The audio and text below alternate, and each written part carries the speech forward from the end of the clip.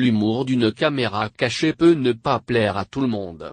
Certains les trouvent malaisantes, d'autres ennuyeuses, mais chacun a toujours son avis sur la question. Dans La Grande Rasseur à 3 présenté par Cyril Hanouna sur C8, Greg Guillotin avait ainsi piégé le footballeur Hatem Ben Arfa, lui faisant notamment croire qu'il avait négocié son départ du Paris Saint-Germain pour Guingamp, en informant toute la presse sportive. Si, en plateau, les rires étaient au rendez-vous, Laurence Boccolini, elle, n'a pas vraiment trouvé ça drôle.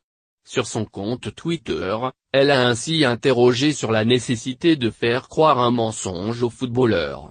Et c'est un véritable flot d'insultes qui a suivi en retour. Exaspérée par les critiques, Laurence Boccolini avait ainsi décidé de quitter purement et simplement le réseau social. Dans l'émission On refait la télé sur RTL, l'animatrice explique les raisons de son choix. C'est pas être victime de fermer son compte Twitter, pour moi une victime c'est celle qui reste sur les coups. Moi je suis pas victime, j'ai pas envie de lire ça et je me suis dit une personne censée elle se protège. J'ai pas envie de faire le buzz, j'en ai pas besoin et moins on parle de moi mieux je me porte. C'est pas pour le buzz et c'est en tout cas pas pour me victimiser.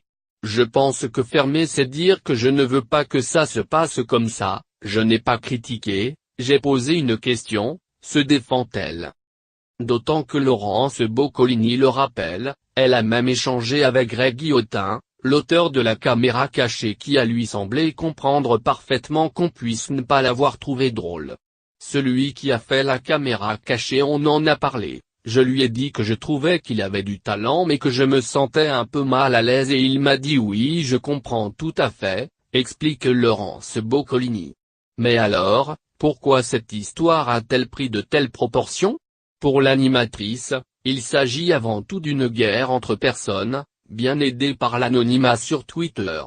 C'est pas une guerre qui me concerne, c'est une guerre contre quelqu'un et quelqu'un d'autre, d'une chaîne contre une autre, Twitter et il y a un anonymat terrible de gens qui ne me connaissent pas, qui ne connaissent pas mes émissions, qui viennent me critiquer pour le maillon faible, alors qu'il n'était même pas né.